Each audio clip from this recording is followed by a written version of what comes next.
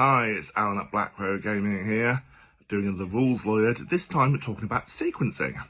So sequencing is a thing that comes from other games. For example, in Magic the Gathering, you have things called stacks, where things go in certain orders.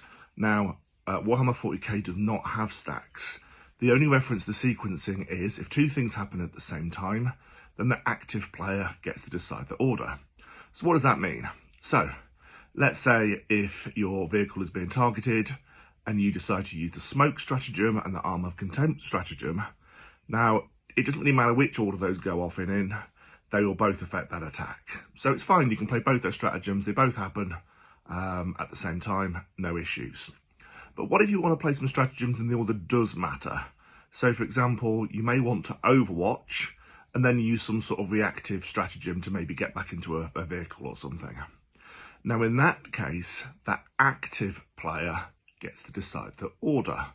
So probably the active player will decide that your embarking into the vehicle happens before the overwatch.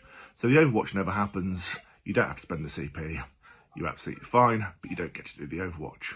However, the active player could think, that overwatch uses a CP, I'm actually going to let you overwatch first because I don't think you can do enough damage.